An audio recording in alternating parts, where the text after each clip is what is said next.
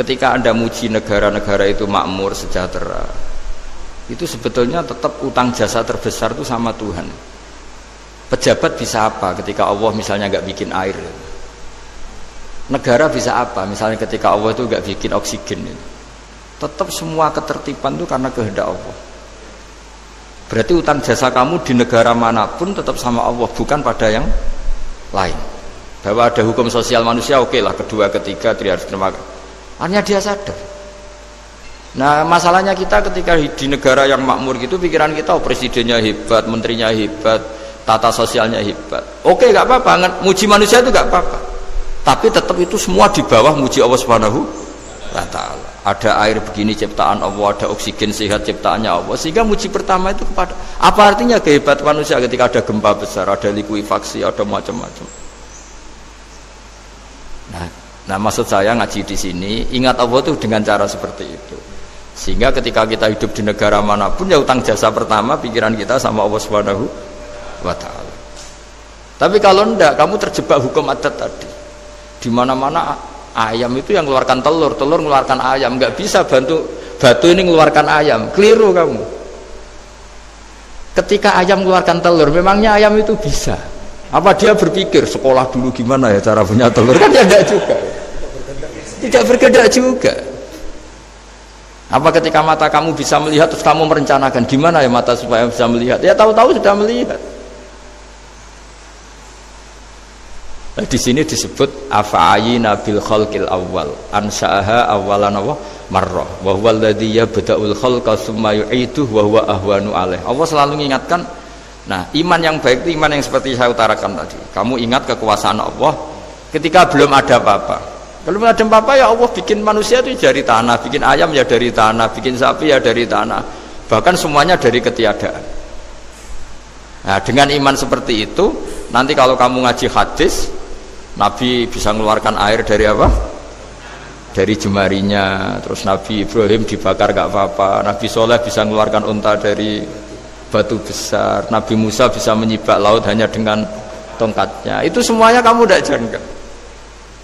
Karena tadi ingat bahwa kekuasaan Allah itu tidak terbatas. Itu cara iman yang benar. Sehingga nanti ketika kita mati juga gitu. Ketika kita hidup ya tidak bisa ngatur jantung kita, paru-paru kita, pasti sama lah. Setelah kita mati juga tidak bisa ngatur, yang hanya ngatur Allah Subhanahu wa Ta'ala. Hidup kita dalam kendali Allah, mati kita dalam kendali Allah. Ya sudah, terus kita mati ya nyaman saja. Saking nyamannya itu orang-orang soleh kalau mati itu jarang berdoa. Bukan karena apa-apa, kalau berdoa itu resikonya kan gini, mustajab ndak ya, dikabulkan ndak itu. Itu menjadikan setan punya peluang masuk, diganggu gitu.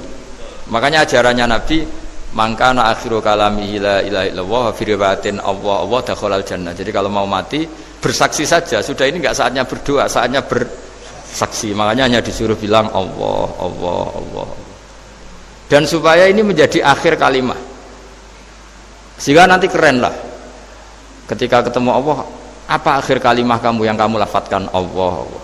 Sehingga di kitab-kitab diterangkan, ketika orang tua kamu mau mati sudah bilang Allah, jangan tanya catatan hutang di mana ya, tabungannya di mana ya, terakhir jawab mandiri terus mati lah.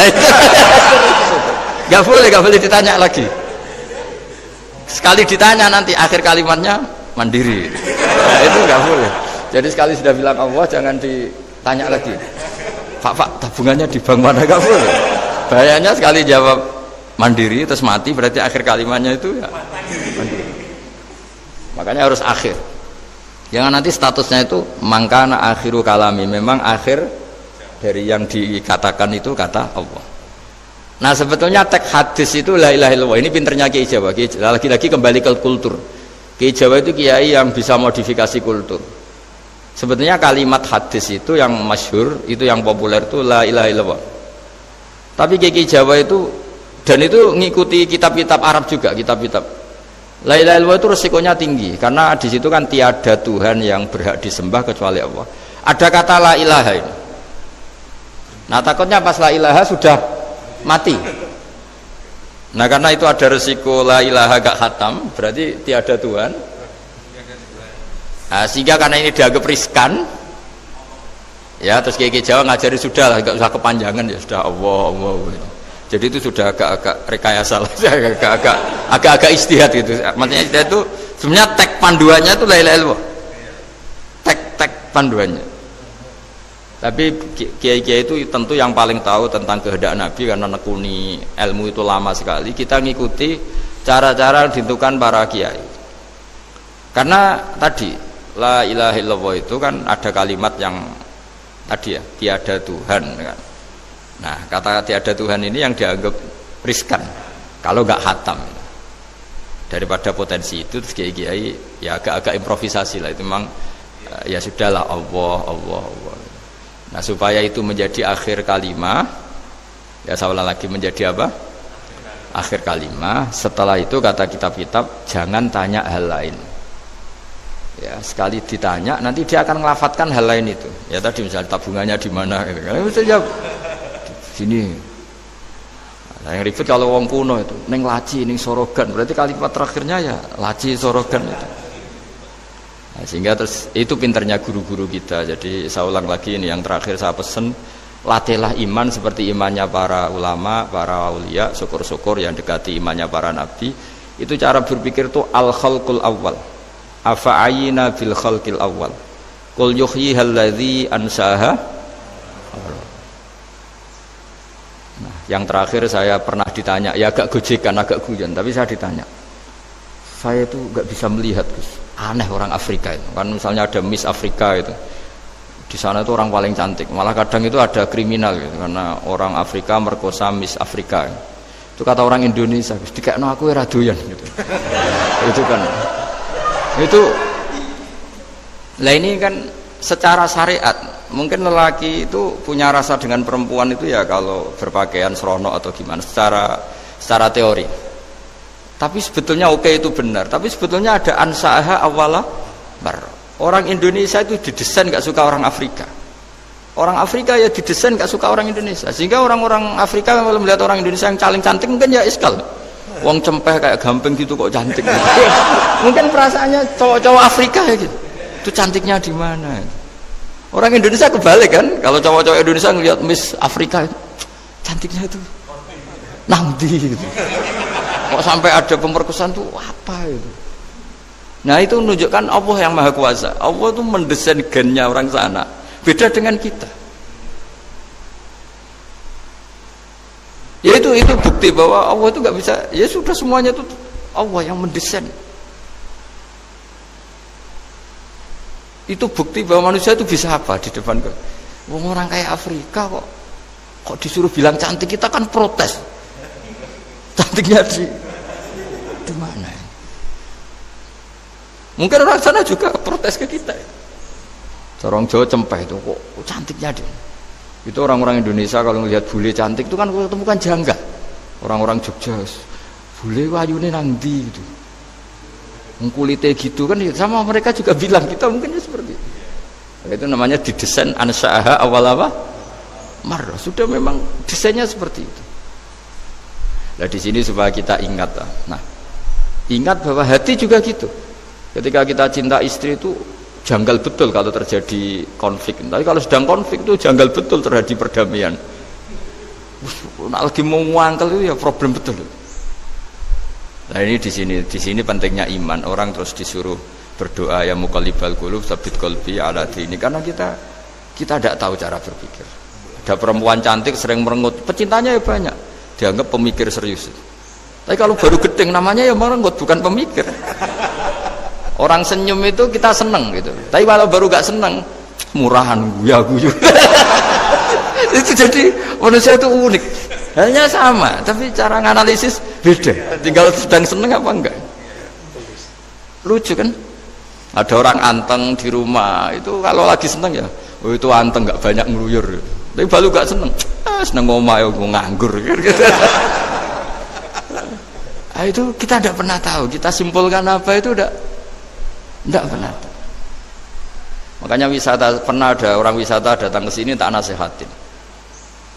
Orang wisata itu kan seneng di kampung-kampung yang terbelakang gitu, melihat orang manusia pohon, melihat apa. Terus saya bilang, itu kan kasihan kan, masa manusia jadi objek.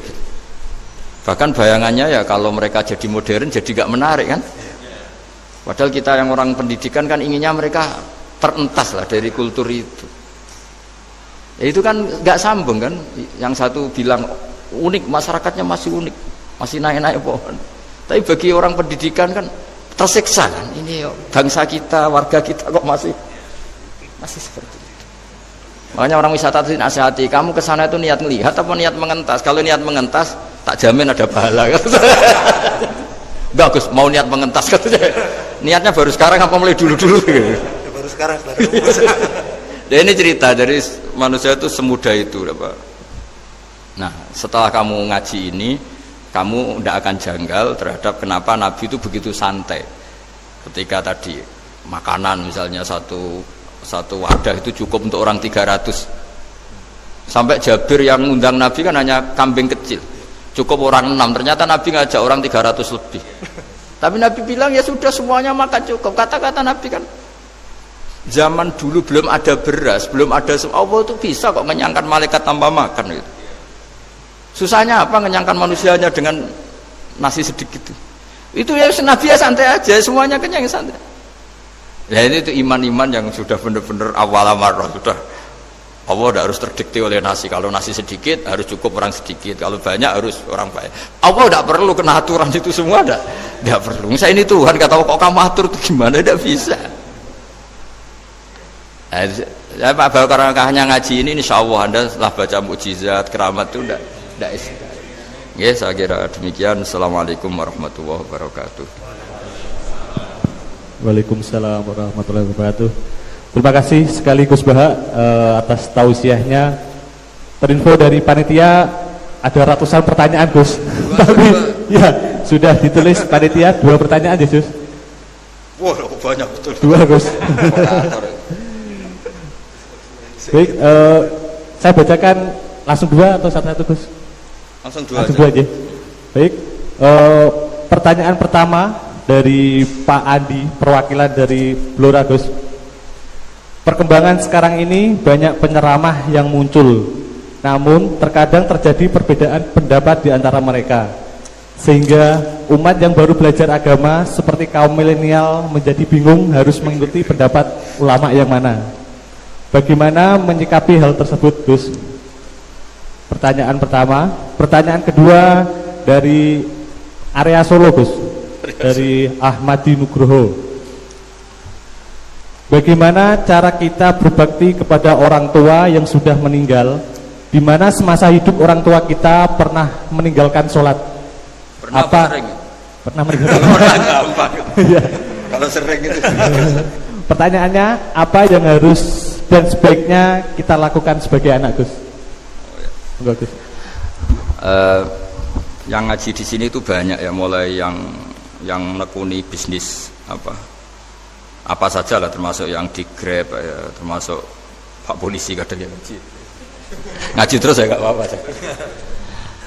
Dan semua saya itu termasuk kiai yang nggak pati suka ada pertanyaan, bukan karena apa ya, makanya tak batasi 2. Karena pertanyaan itu biasanya itu dipikir dari rumah, terus tema yang pokok itu gak pati di rumah, no sementing kok iso takok. Sehingga itu ya. Ini lama-lama yang janda tanya, caranya pendapat jodoh kan ribet nanti itu.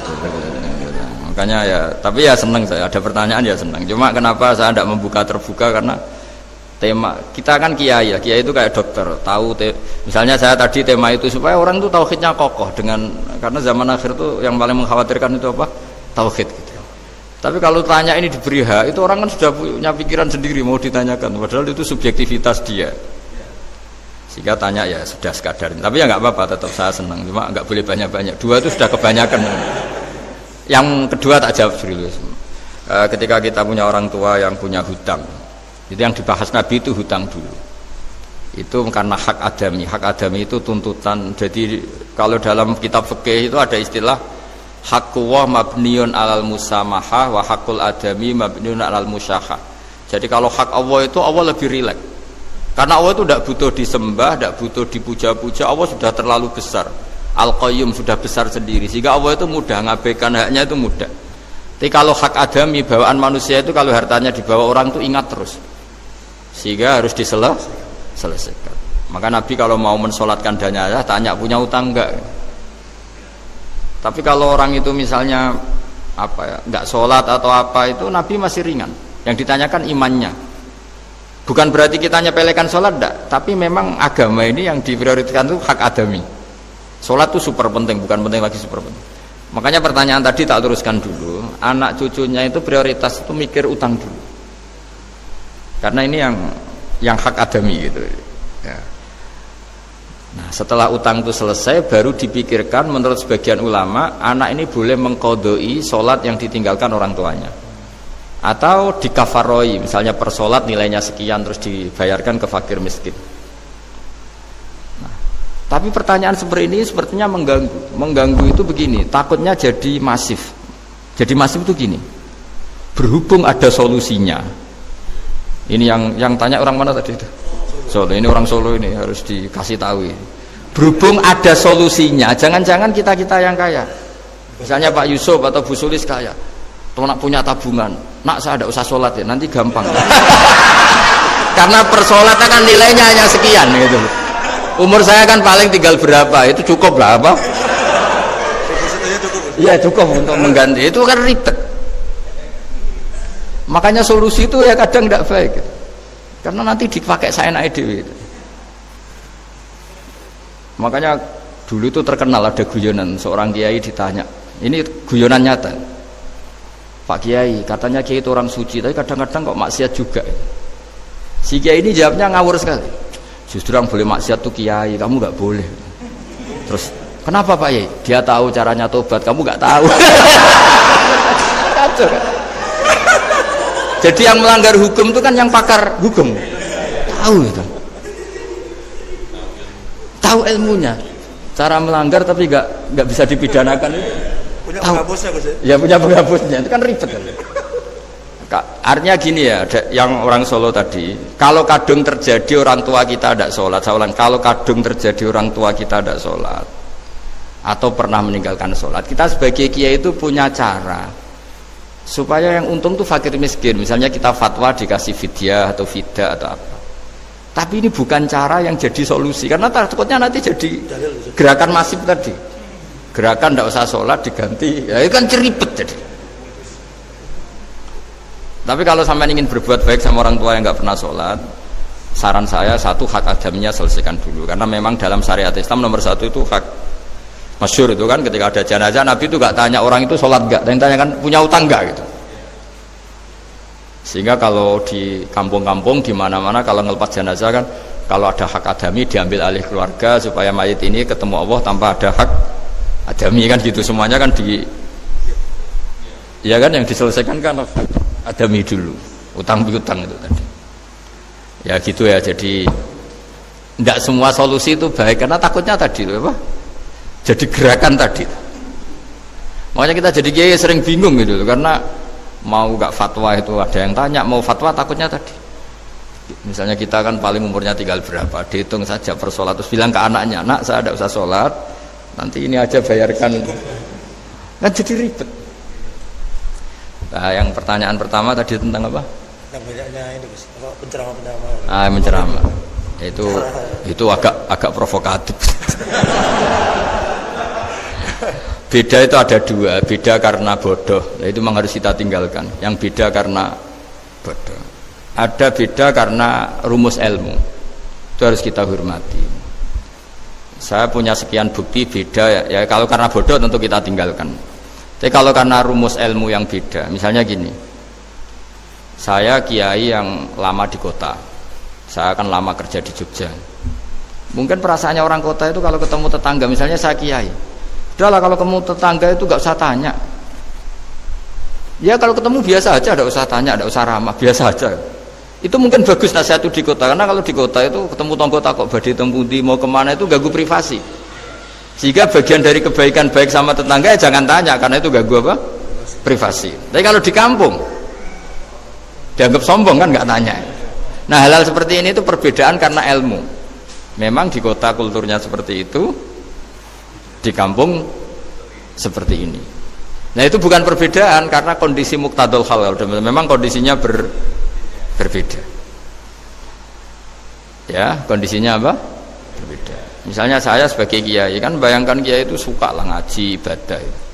Terus kamu karena orang kota sukanya pizza, terus Gus kesini Gus ayo naik makan pizza bareng, kan saya malah terganggu. Kamu niatnya hormat tapi ganggu karena. Nah. Sehingga dulu sahabat, ini cerita sahabat, ada sahabat yang ditanya tabiin itu generasi setelah sahabat. Sifli wajah Rasulillah, tolong jelaskan ke kami wajah Rasulillah Shallallahu Alaihi Wasallam. Ini sahabatnya nangis. Oh maaf sekali, saya tuh gak pernah melihat wajahnya Nabi meskipun saya berpuluh-puluh tahun jadi sahabat. Juga gak pernah sowan Nabi. Saya sering jamaah sama beliau. Ditanya kenapa? Saya itu sungkan. Beliau terlalu wibawa. Jadi bentuk penghormatan sahabat ini ke Nabi justru gak berani melihat wajahnya. Dan bukti penghormatan pada Nabi, dia gak pernah sowan. Nabi itu punya anak, punya istri, punya cucu. Kalau sowan itu ganggu. Jika dia cara berpikir, ya itu bentuk hormatnya. Ya itu ya sah saja dia cara berpikir ditakdir begitu. Tapi ada beberapa sahabat yang justru saking cintanya sering melihat wajah Nabi, sering sowan Nabi. Itu haknya dia cara berpikir begitu. Ya kira-kira seperti itu. Jadi perbedaan itu ada dua. Ada yang karena bodoh, itu tidak kita ikuti. Tapi ada perbedaan karena pengetahuan. Ya kalau karena pengetahuan harus kita ikuti, karena memang itu, ya itu kan urusan sudut pandang.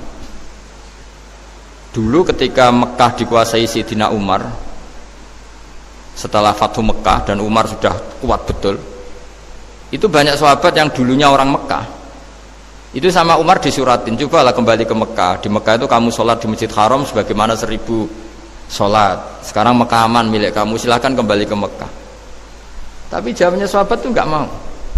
Paling di Mekah hanya dapat pahala 1000 sholat.